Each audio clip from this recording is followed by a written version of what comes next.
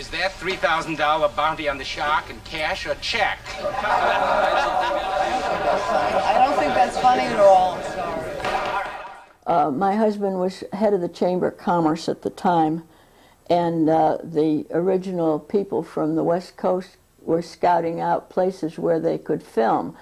And it was difficult because the hydraulic stuff for the shark had to be able to rest on the ground. I mean, so it had to be a place where there was shoal water, and also a place where they could get shots which would look as though the boat was out in the open sea. And so that was one of the things that they knew they could find here.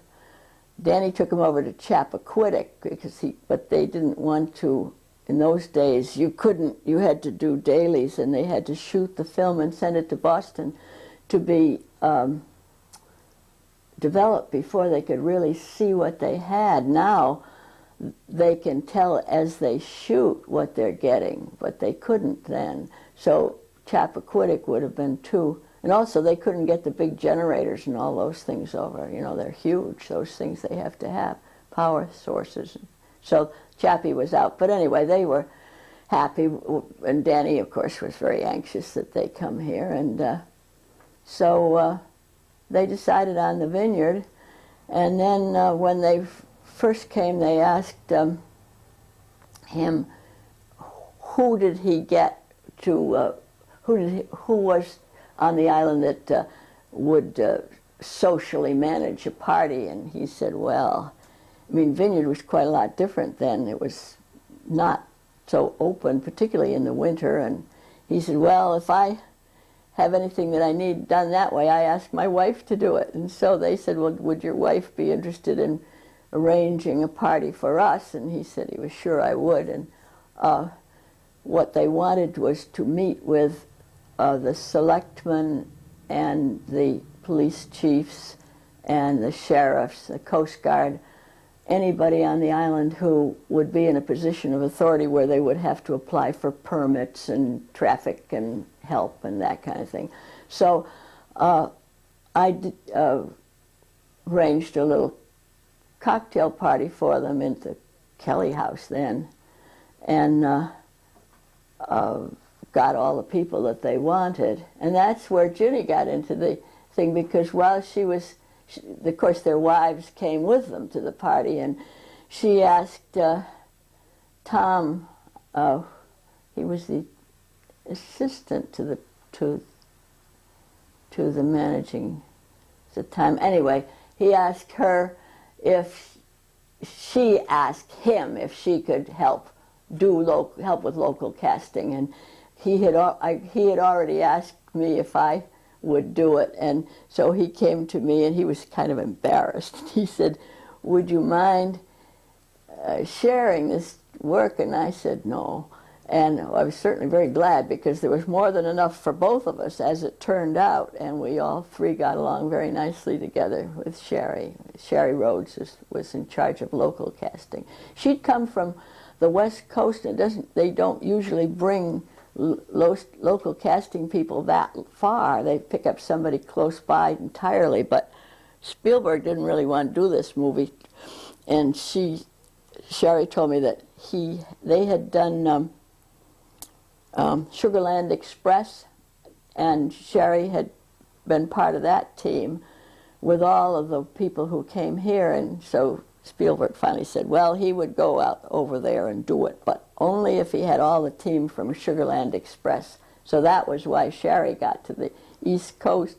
She was never been east at all. When she got as far as Woods Hole, somebody said to her, if you have a reservation, she had a rental car in Boston, and she said, yes, the Kelly House. And they said, oh, no, a reservation to get your car over.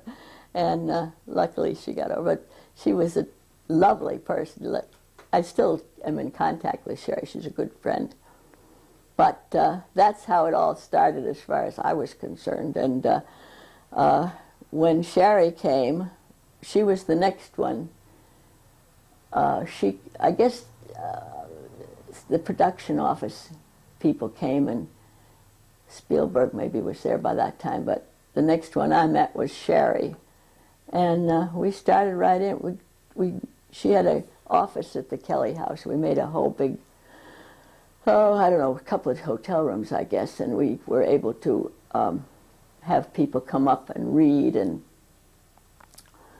there, and we had everybody. I think there's one on the top of the box there, one of those casting applications.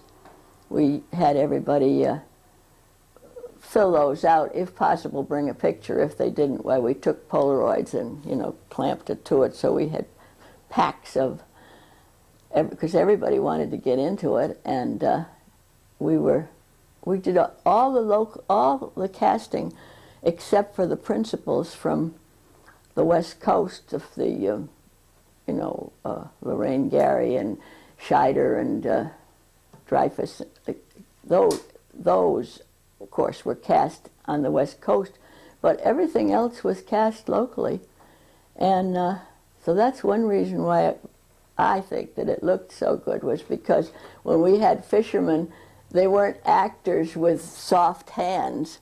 They were men that really were used to doing that kind of work, and so that a lot of it was easy to cast those people because we had them all right here. And Spielberg was delighted. He said there was a great deal of talent. Even the little boys, you know, we found those right here too. All of those, the mayor, not the mayor, no, he came.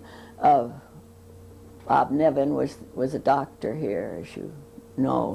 He died just about a year or so ago. And practically every other one that I can think of. We did have a couple of, the woman took part of the real estate agent in the in that courthouse scene. She was a professional. We had the regular book, you know, that you catalog, that you can cast from, and the Screen Actors Guild lets you use members, non-members, if nothing else is available. And of course, with the extras, we had to have we didn't have any people that were normally extras because there weren't any. But with some of the parts where we could use professionals, we did get them from wherever they lived, some of them fairly local, Maine, you know. But not too many, because we were able to do pretty much here. And as it wore on, they began to complain some about that we weren't using union help, but we had to point out that there was, because they thought they could get the whole thing filmed in the spring and be over before the rates went up and everything. Well, as it turned out, they weren't out of here until close to Labor Day. But and then with the big scenes through the summer, we by the time the word went out that they were filming here, why everybody was acting and wanted to be in it. But luckily we didn't have much flack on the union because there was no place to put them up. You couldn't have, the hotels were absolutely filled, and there was no place to house people. And so that's why we were able to continue with as many local people as we had, which was, I think, wonderful for the movie. I mean, we had a wonderful cast of professional actors, of course, from the principals were all great. Nice people, too. There was one professional actor that he took the part of the police assistant, and he was a local boy, but he was in the West Coast getting a foothold in a film career.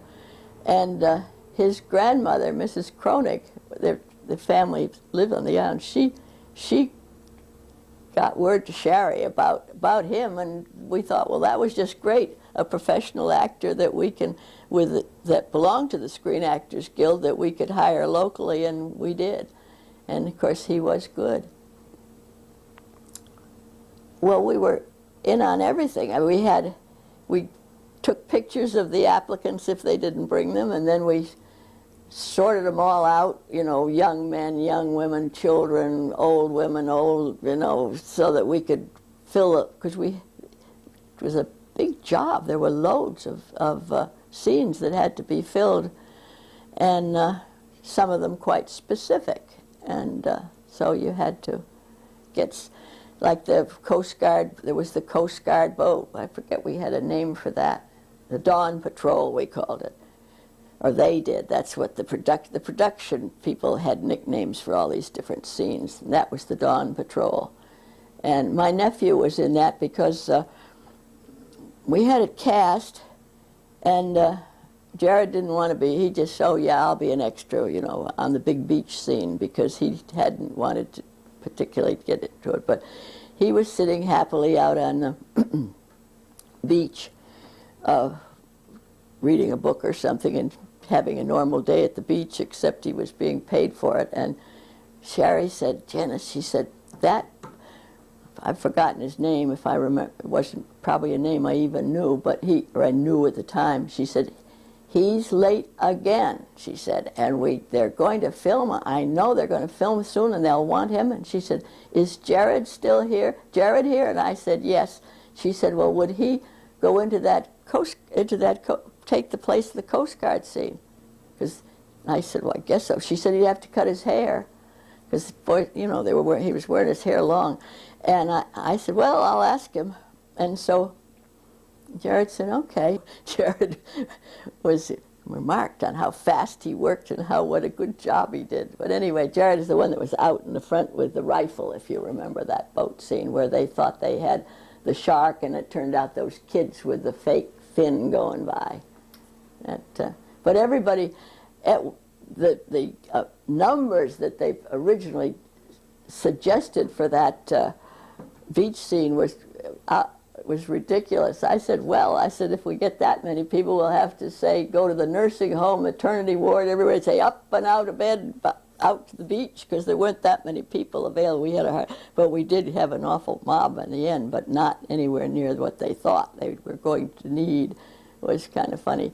But at that time, so practically everybody on the island that wanted to be in the movie had a chance to be in it as an extra, or if they couldn't be anything else. There's lots of the ones that tried out for different parts. In the end, we're very happy to be extras, just to be part of it. 24 hours is like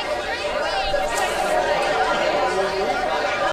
Does the name Herschel West ring a bell? Oh, yes. He's the one that had the little dog. And that was funny, because he had this little shaggy little dog, and he was a kind of a grungy-looking character, and you should have seen his boat. Oh, I went down there one time to get him, and it was all, usually you think of a boat as being ship-shaped. It had the worst mess in the bottom there. He was living on it, and it had coils of wire and rope, and I remember there was a sort of a portable toilet gracing the middle somewhere, and an open box of donuts, and I mean, it was a pip. But anyway, this little dog he was such a great-looking character that Spielberg thought he was wonderful. And then this little dog went with him, and, oh yes, they wanted the dog too. Well, in the end, Herschel got so excited about being in the movie that he took the dog to the groomers and had it all groomed up to be what it really was originally, was a toy poodle, but who would have known? And so then the dog couldn't be in it, but he didn't have as big a part, I think, as they'd planned, but as it was, he did appear. Herschel wasn't hired because we hired people because they had boats, because they had to be in that Armada scene. I think John Painter, that was in that Armada scene, he was in a boat that I was in, and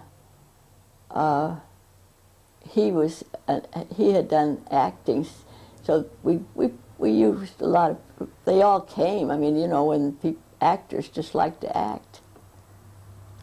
And but when we put out a word that what we needed, we got a million kids, of course, and young girls and we had a harder time getting mature men because when you signed up for a scene, you had to agree that you would be there for several days running if it was necessary.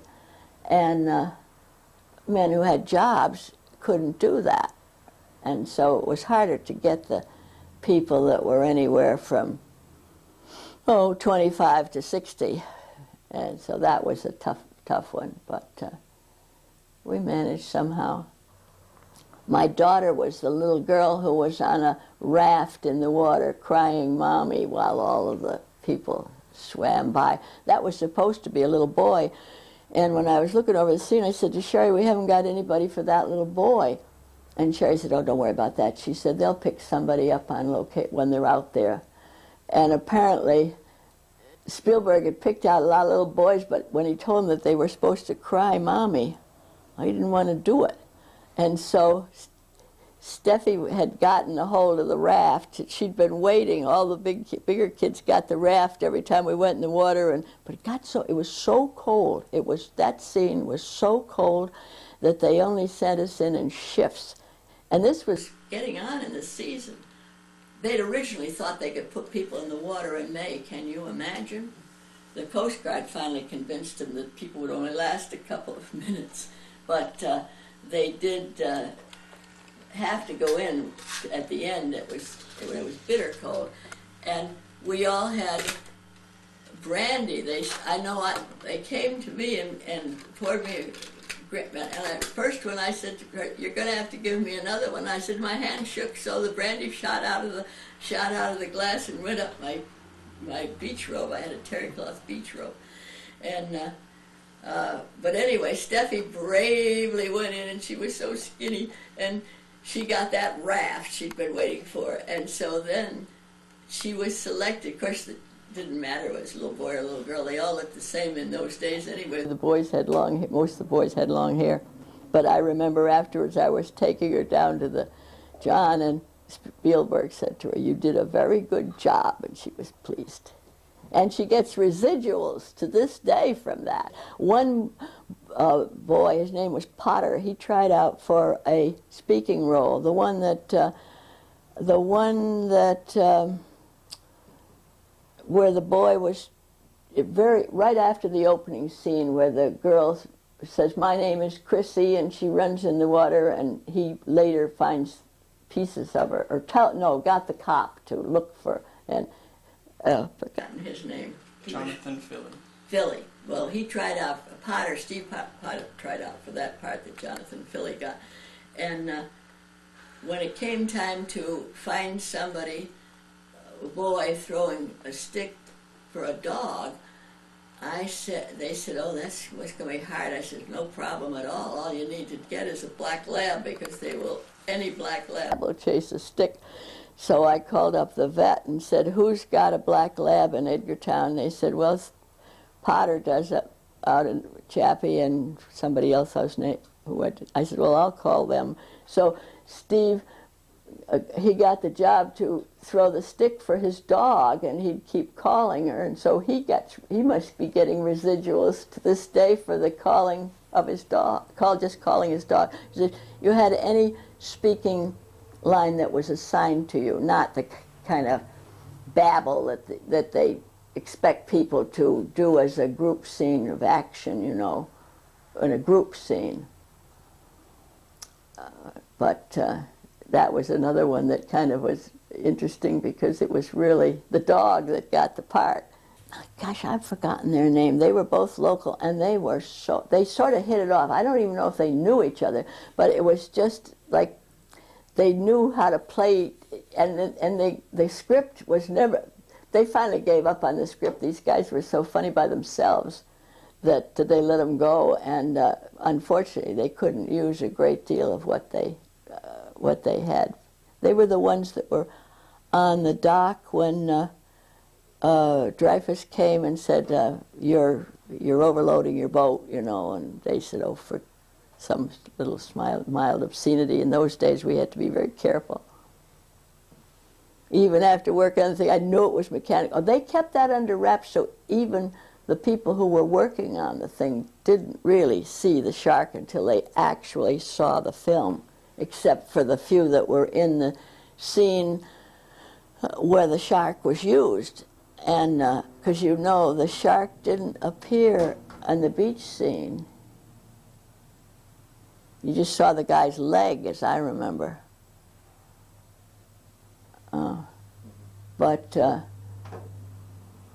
So that, oh, another thing, we had to tell people not to wear red. They could wear for being extra, they wear their own clothes or whatever was proper, but not red, because they wanted to save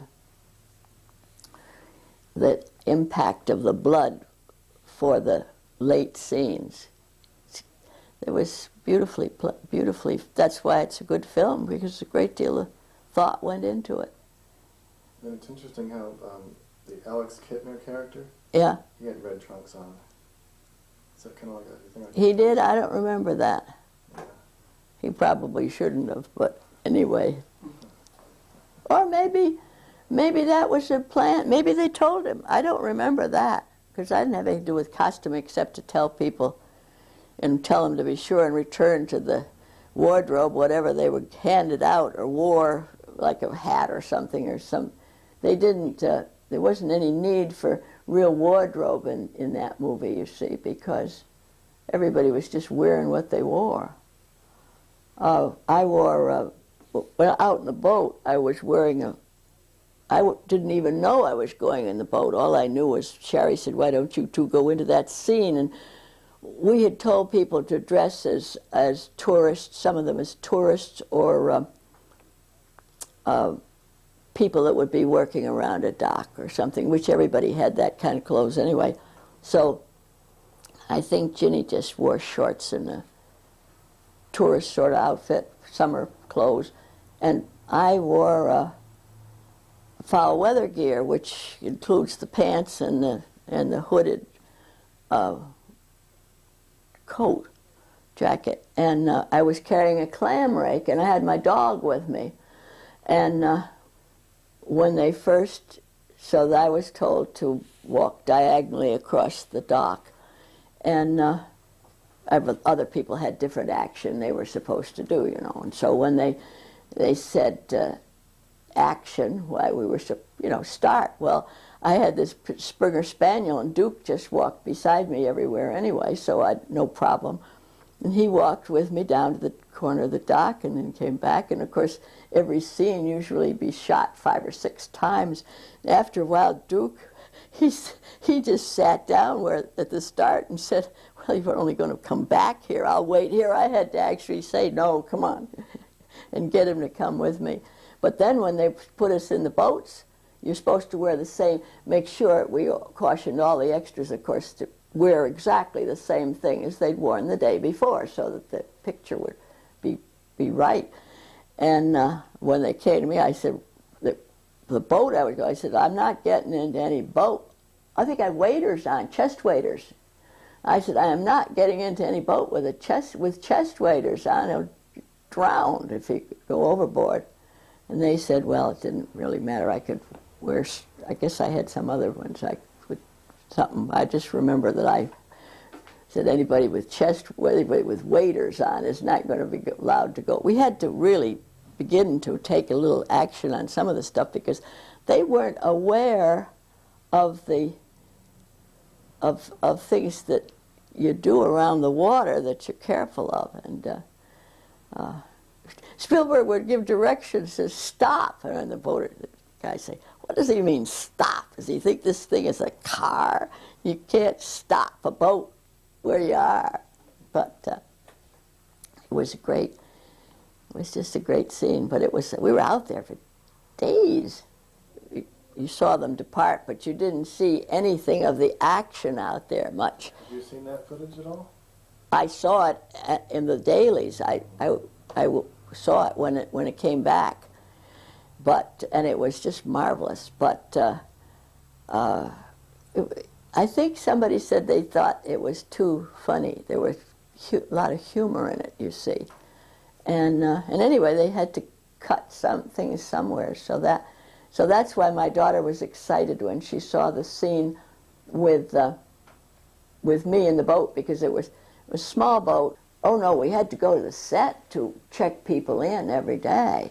But then we would go back to the office because we'd have another scene that we had to. One time for that beach scene, we got it all set, and then they said we're not going to be able to do it. So we had hundreds of people to call. And Sherry worked out of the office. I finally came here, and Ginny went to her house and canceled everybody. And then Sherry called, Janice, you're not going to believe this. And they did it through, I think there were 3 times that we summoned all the people and then called them up and told them not to come, and then summoned them again. It was, I don't even want to think about it. Ginny didn't mention that. Probably time has drawn a merciful veil over it. But it was great. They, and the Vineyard people, a lot of the Vineyard people were astonished at how hard the people worked, because people think, oh, they'd like to be in the movies. Well, they got, the first of them got up 5 o'clock in the morning, you know, and were out there getting ready, and then the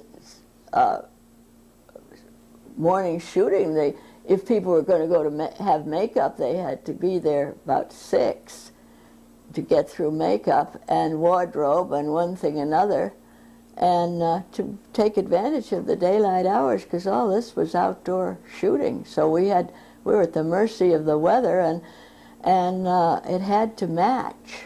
You know, you can't have a part of a scene where it's real cloudy and the next day's a bright sunny day, so it had to match. That's why I knew that Steffi, that they liked that scene she was in, because that was a hazy day, and they used it even though it didn't fit exactly with some of the other shots that they had around it. Sherry told me she and Spielberg were on a plane together coming east, I guess, and Spielberg said, I'd take my boots off, he said, but my socks don't match. And Sherry said, neither do mine. But they were kids. But they had a good time too.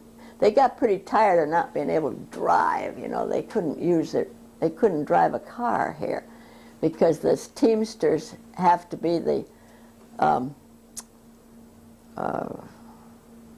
what do you call it? They have the contract for transporting people around, so that before the filming actually started, why Sherry and I could drive around in my car to go up to the Coast Guard station. We interviewed the Coast Guard station to explain to them what we wanted in the way of people, and actually we didn't use too many of them. They didn't do as much with the Coast Guard as they had thought, but we had a nice lunch with the Coast Guard anyway. And we could drive around like that, but once the shooting starts, Sherry couldn't ride with me at all because of the rules.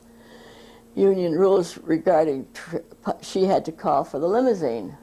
And the only person that didn't pay any attention to that, one night I was going on, and Dreyfus said to me, can you take me up to the, what did they call it,